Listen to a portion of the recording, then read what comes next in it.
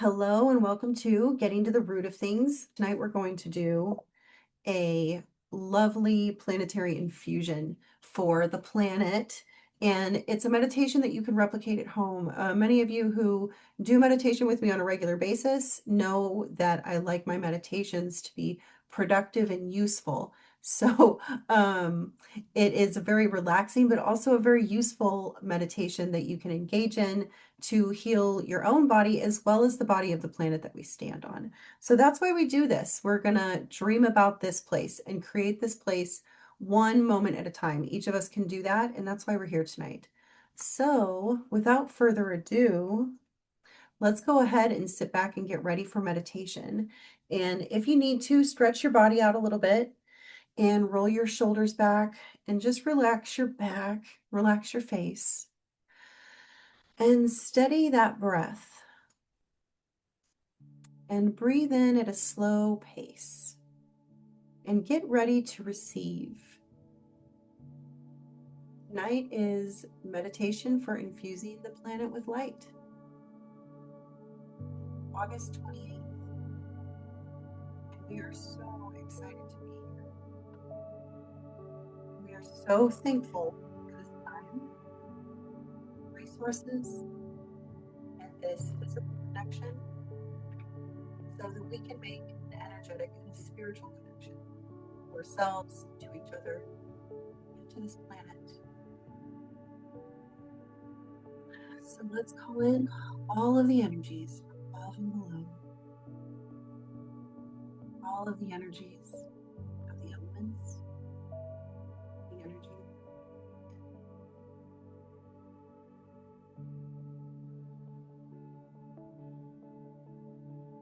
Take your breath in now through the nose, down the throat, and as you exhale, let it splash into your lungs, cleansing them with fresh air. Prepare the body for meditation. We take 3 breaths to activate our cerebral health, to get that fluid flowing through our bodies. So sit back now, exhale deeply, and release, relax the entire body. Breathe in through your nose if that's comfortable, and breathe in deeply so that the air flows all the way to the bottom. Once there, hold your breath for 3, 2, 1, and exhale slowly. Releasing your air at a speed until your lungs are completely empty.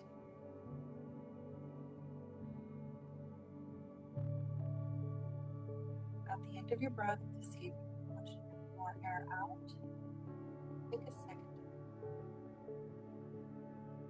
Let's go again.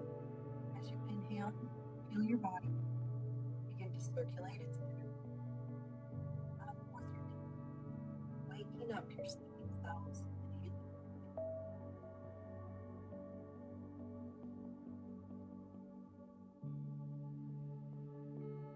Down with the exhale, letting the breath out slowly after pushing all the air out of your lungs. Complete this breath one more time with your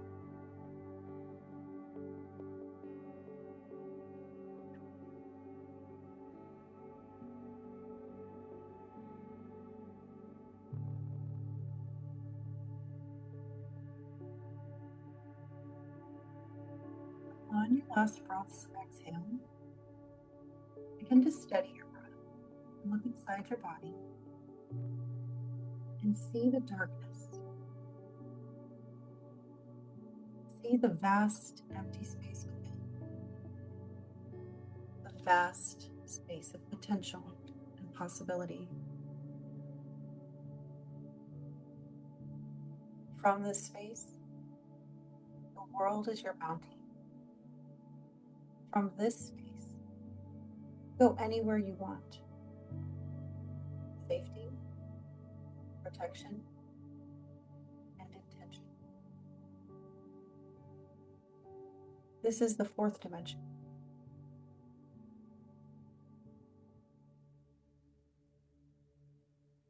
Bring your attention now back to your breath. Tonight, we will traverse our multidimensional landscape. The dimension of the fourth is our dreamland. We have the ability to see anything we can think of in an image, like a plane, right in front of our eyes, in a place that we have complete power of imagination. The fourth dimension allows us to dream big, and it can show us what steps we need to take to create that dream in real time. When we're back here in the third dimension, we can bring those ideas and dreams to life with our actions, our decisions, our words, our thoughts. On your next exhale, for a moment, close your inner eye. And when you open it, see yourself in a round room. There's a door ahead of you. It leads into a hallway. And when you're in that hallway, 12 doors. Go to the fourth door.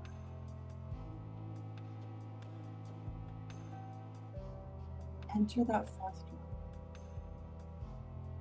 Look around this little room that you entered. There's a chair there. Create what you want to create. Make it comfortable for yourself. Paint the walls in a comfortable way. Place anyone, anything.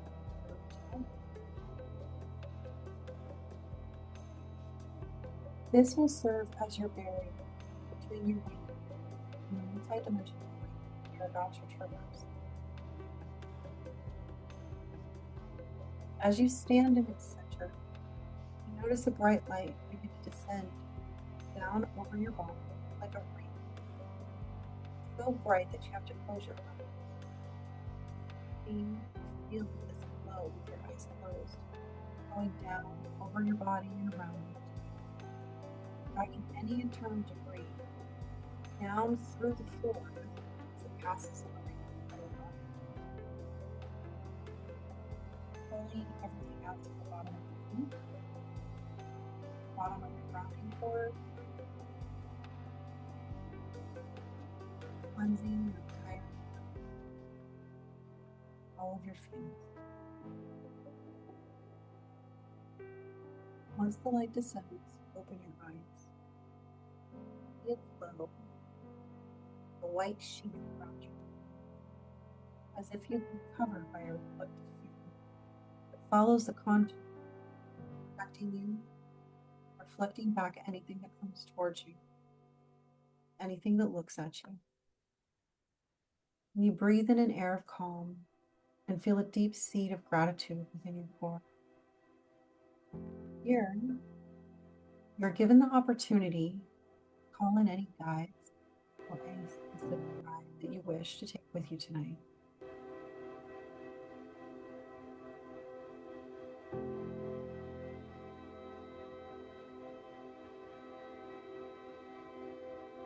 Feeling lighter than before, with the breath that bounds into your lungs, out again. Your body feels a sensation of floating. And you see another door on the other side of your room that begins to open. Your fourth dimension door. It opens automatically for you this time. Ready for you to go. So you go and you stand.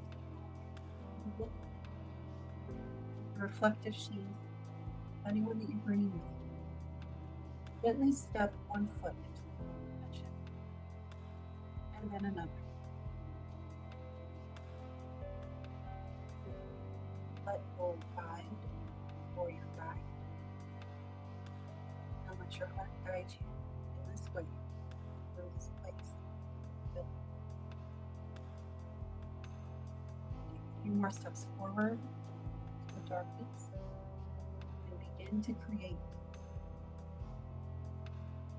Fill this emptiness with a world that abounds with richness. A planet of thriving natural landscape. This planet, planet Earth, home. Zoom out and see your planet glow with a sunset that shines through a clear atmosphere, with oceans that are breathable, clean of debris, and safe for all life to thrive,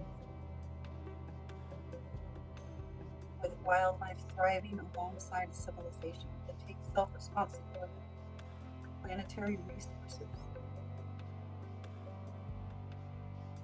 Be a humanity upon this planet that ebbs into its struggles with patience, tact, and flows out with its creation with harmony and equanimity, creating systems and structures of flexibility and truth.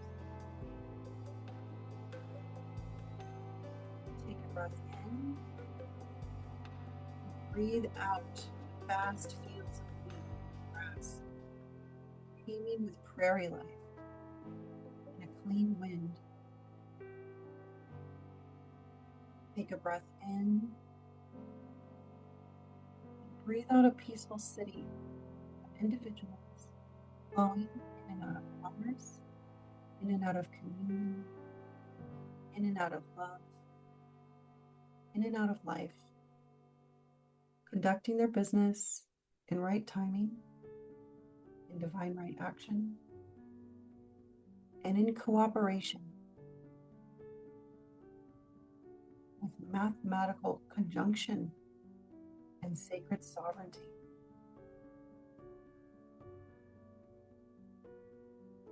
On your next inhale, zoom your eye out.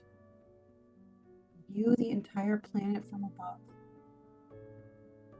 And take in the view of a fully supported, balanced, and healthy Earth.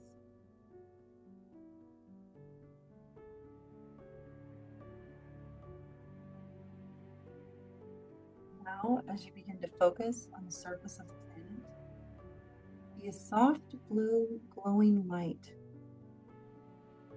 that are your fellow brothers, your sisters, your family, your friends, people that you know and see, and all those that you don't. All of them standing along the surface of the planet.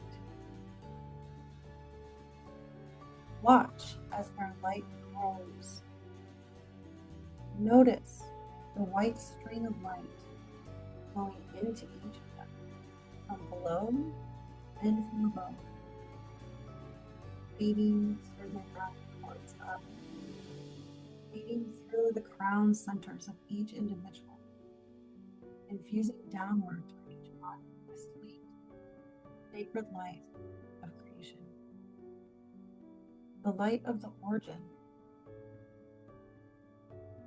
Feel this light as it flows through you, down through your crown, down your back, into your heart center, flowing and expressing out from your heart all around you.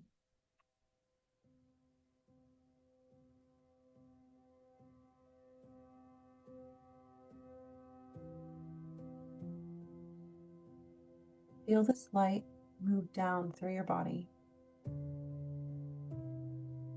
down through the floor, and see it flowing down to the planet, where she receives it in loving gratitude, holding you in a sacred embrace and in blessing, sending replenished energy, bounding back up through your hara, moving up through the center of each chakra, up into your heart center, flowing and expressing out from your heart up through your crown and back down again. With your next exhale, feel your body pull and magnetize this earth energy up through your core and up again through your crown, letting it flow its way back up to source and then back down again completely.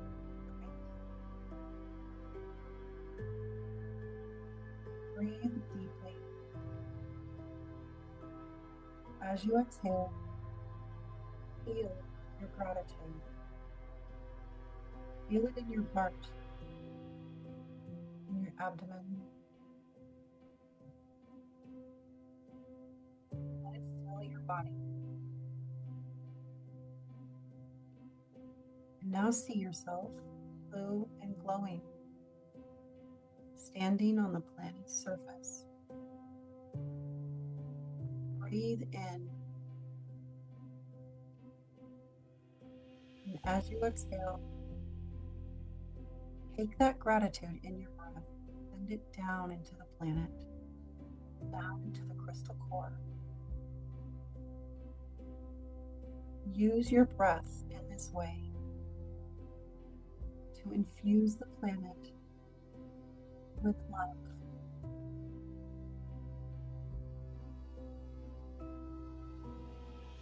Summon up that frequency of love into your body and let it grow.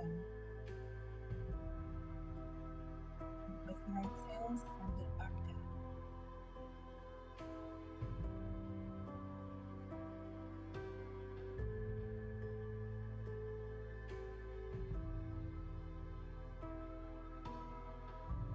Feel the frequency of balance.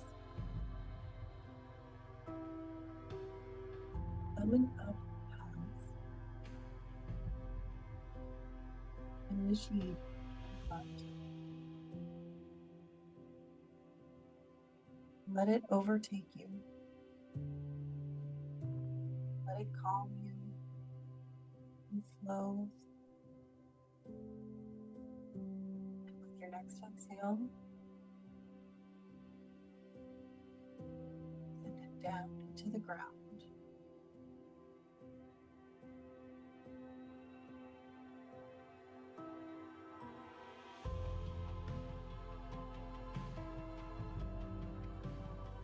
Breathe into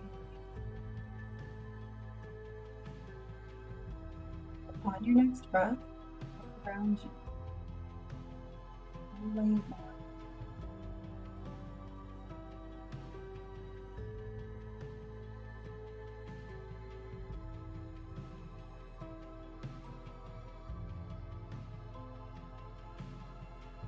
Take one more breath of infusion. Send it down into this planet.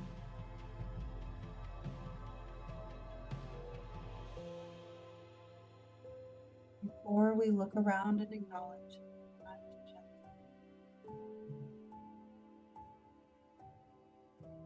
see the scenery around you begin to fade until all that is left is the big empty space. Feel the great strength of accomplishment and accountability that you have just fulfilled. Remember this strength in this process. Remember to infuse you and this planet with frequencies of light whenever you can. Notice your reflective field around you and notice the guides that you've brought with you. And at your own pace, turn around to see the door that will take you out of the fourth dimension back into your room.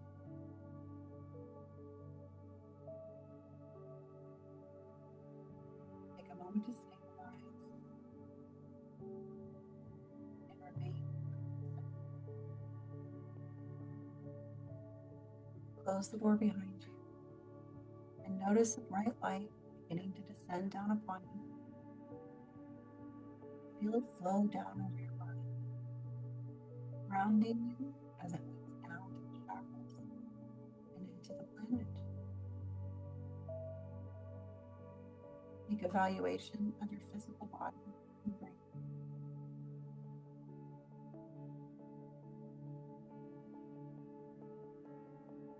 When you're ready, open the door back up that leads back into the hallway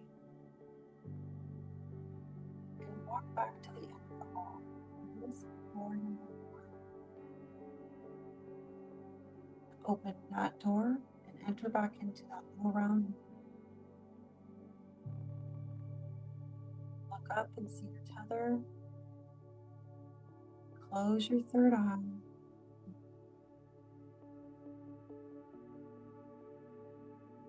Feel your whole body.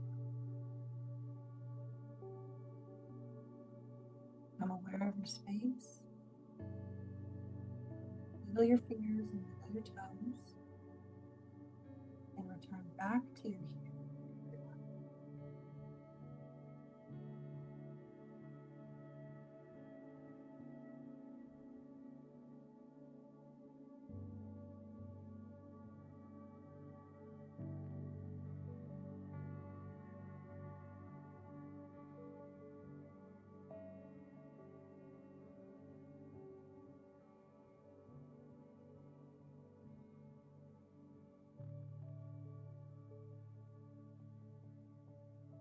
Okay. I guess I could leave that playing a little bit. So let's jump in to plants. And we have plants tonight for anxiety, depression, and overwhelm. And when we look at depression, anxiety, and overwhelm, there are so many different definitions. But we'll go over a couple of them. There is short-lived and long-term anxiety. So anxiety can be caused by a situation in your life, or it could be caused by genetic disposition. It could also be learned by habits that we have been born into or been taught into at a very young age. There's generalized and acute anxiety, and it can also be caused by trauma. Anxiety includes panic disorders, attacks, OCD, social anxiety, phobia, and separation anxiety. And that's not where the buck stops. There are more types that many people deal with. So where is its root? That is the question. Is it in excitement? Is it in worry? Is it in fear? Is it in trauma? So combating replacements include finding what the truth is. That's not always very easy. When it comes to trauma, especially, we might not want to relive that. So there are definitely some energy practices out there that can help with that. Where can I empower myself is a great question to help you determine what tools will help you in the moment out in public when you have anxiety. And sometimes it's an attack. Sometimes it's just generalized anxiety that's with you all the time. But regardless, it exhausts the body and it doesn't feel good. And so when we have some energetic tools in place and some metacognitive tools in place, then we can really start to tackle it at its roots. Another question to think about is what trauma responses need to be reprogrammed. Perhaps anxiety is a trauma response that you're living. And if that's the case, there's a lot of solution out there. So don't feel like you have to give up just because something has happened. There is an answer. Sometimes it just takes a lifetime or a journey or even a really crazy adventure to find it. So what are my strategies to combat the physical symptoms and retrain my nervous system? It's a great question. We can use plants. We can use plants to heal in teas and flower essences. These are the two that I suggest. They're the easiest to work with when it comes to creating something at home. It's hard to overdose and overuse them. They do create subtle changes in all 4 bodies over time. So we're hitting on with this tool, physical body, the mental body, the emotional body, and the etheric spiritual body too. It provides preventative care for the physical body using plants. It helps check the research or check with a professional, and also check the website fidelity. Sometimes you are reading, or you can come across an article that maybe somebody who wrote for, I have come across an article that was written by a fifth grader one time. It was really well written. I was impressed, but all of the facts weren't there. And so once I got about halfway through, I was like, wait a minute. And I was surprised that it had been so far up on the Google list when I checked it. So check your website fidelity. Mayo Clinic, everything's researched there. Not everything is always researched. Check, check, check. Um, let's see. Also check your supplements. There is minimal FDA regulation in the supplement, the tea, and the homeopathy industry. And that is really actually an awesome thing, because without those restrictions, we can really use plants the way that we need to. However, it does limit a couple things when we're dealing with multi-medicine individuals. So individuals who are already on prescription medications do need to be careful with the herbs that they ingest, because it can cause some medications to be less effective, and it can overstimulate some medications and can also overstimulate some symptoms. So it's hard to find solutions sometimes, but plants can help. These are all of the plants tonight, and we're not going to talk about all of them, but these are all of the plants that help with anxiety, overstress, overstimulation. We've got ashwagandha, lavender, white peony, ginkgo, motherwort, licorice. We've got mushrooms, specific type. That's a whole category in its own. Angelica, common plantain. This one down here in the middle on the bottom is in everybody's yard in North America. It is a common weed, but it is one of the most effective tools that everybody has access to. It's great for animals who have skin issues as well, but it is one of the great plants that we can use for anxiety. So keep an eye out in your lawn. Maybe that weed isn't really a weed.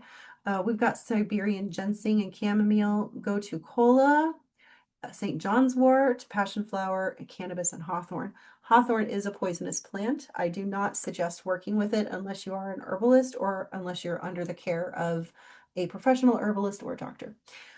Methodology. So plants, supplements, and most vitamins are not FDA regulated. There are a lot of situations where plants have been hijacked from different countries, and other countries are starting to put in place their own regulations when it comes to individuals and companies in other countries that are entering their land and taking natural resources. So the plant industry is opening up in a very different way than the rest of the industries here in North America have opened up. And I find it personally quite invigorating that it's taken the route of protecting the plants and the fidelity of their homeland. So some plants are very well accounted for and others not, and they're always making progress in that area. Some plants impact medication fidelity. We did talk about that, and they can impact sleep, they can impact anxiety. Cocoa is one of those plants that's kind of like very soothing for some individuals, but it does increase the symptoms of anxiety. So you just have to kind of try things out and pay very close attention to how your subtle energy changes after you have eaten something or drinking or like had it in a tea, or even tried it in a flower essence. Pay attention to it so you know how your body reacts. Consuming plants through drink and food is the safest way to benefit from their perfect medicine.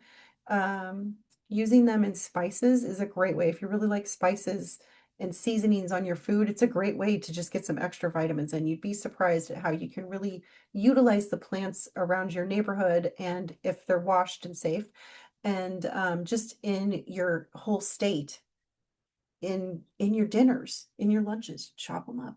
I work at a school and they use indigenous plants every day to create the food for the kids, and it's really cool seeing what the chef comes in with every day, because it's plants that I have never seen before. He knows his stuff.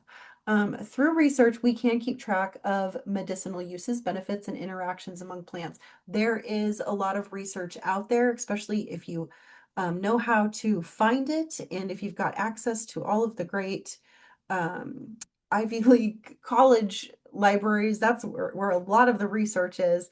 So they are looking and they're testing and people are working on it, and that's exciting. So we can get some professional microscope advice on how these plants are actually working on a greater scale than just individual experiences. When we focus on the plant's origin, we do that to protect the region and the region's rights to act in plant preservation. So if there is a plant from South America, we like to refer to it as a plant from South America. So um, it's a great way to honor where it came from and to keep in mind that uh, maybe somebody had to actually go through great lengths to protect that plant, to go and get that plant, and it's a process, you know.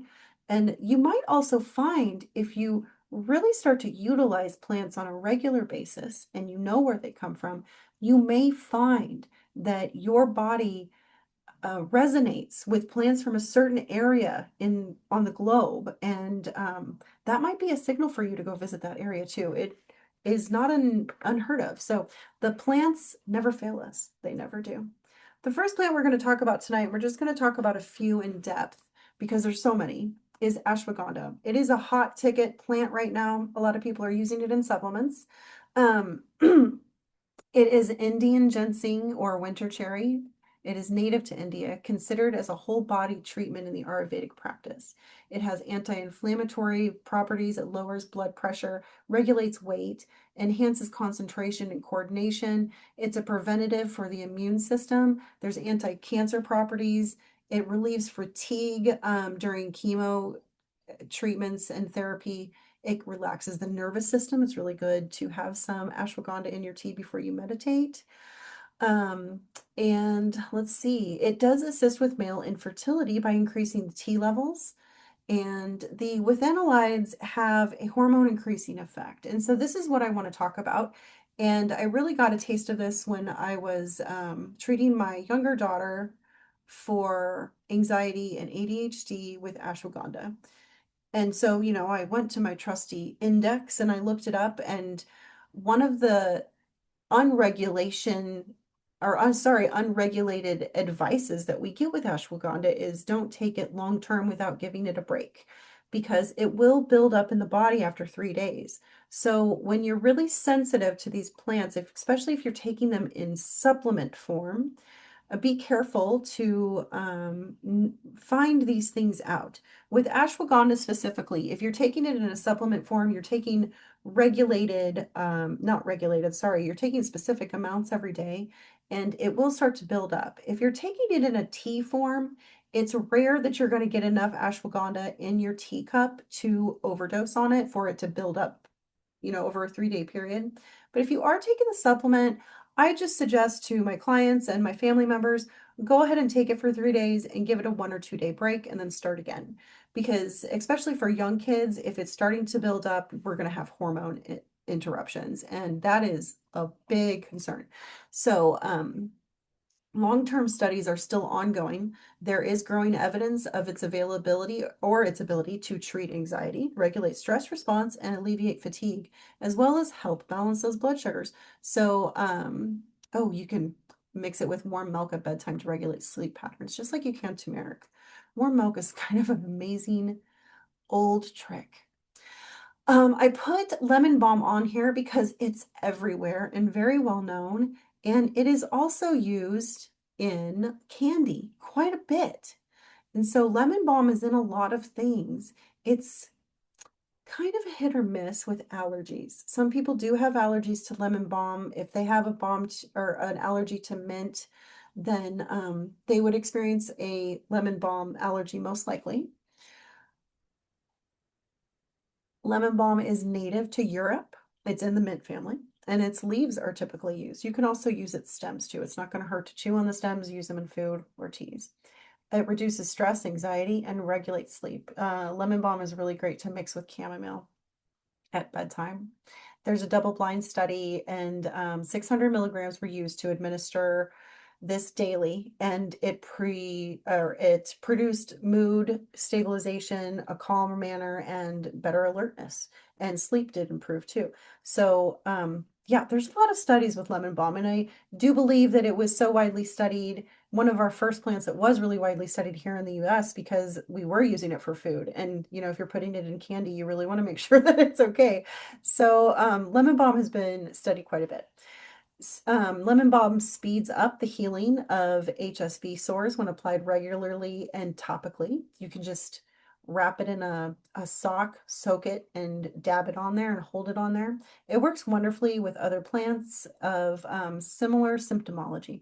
So when you're using lemon balm as a relaxant, then you can mix it with ashwagandha, lavender, chamomile, and all of the plants that were on the picture page to enhance its effects. WebMD does recommend up to 500 milligrams a day if you're taking it through a supplement. It's best to take it naturally. It's very easy to grow. You can grow it in a pot and you can grow it outside. And a lot of times it does grow in the wild. Here in the Midwest, it does. And so, yeah, it's a really easy plant to just live with and thrive with and enjoy. Lavender is also another one. It's a great pollinator. It's native to Europe and the Mediterranean basin. It reduces hot flashes, so it's great for females. It balances mood swings and it does induce relaxation if you drink it, eat it, or smell it. So it's great in either way. You can also use it topically to help with sores and disinfect sores if they have gotten infected. There's antimicrobial and antifungal properties in lavender. It's a natural pesticide, and you do not want to ingest it as an essential oil. Essential oils are different from flower essences, so please ensure that you are using essential oils safely and flower essences safely. It's kind of hard to use flower essences unsafely, but essential oils, you don't want to ingest very many of them. There aren't very many to ingest. Ginkgo is also really popular. A lot of people take this in a supplement. It is native to Asia, China, and specifically known everywhere in temperate zones. So one of the oldest trees on the planet is the ginkgo tree. It is 270 million years old. It's fascinating. They have so many fossils, maybe not so many, but they have fossils that date back to that long ago. I cannot even imagine what they look like. Um, it does slow the aging process. So ginkgo is just a very loved plant. And I find it funny that it slows the aging process, but it is also the oldest tree on the planet. It increases blood flow to the brain. So because of that, it improves alertness, memory, mood, and circulation.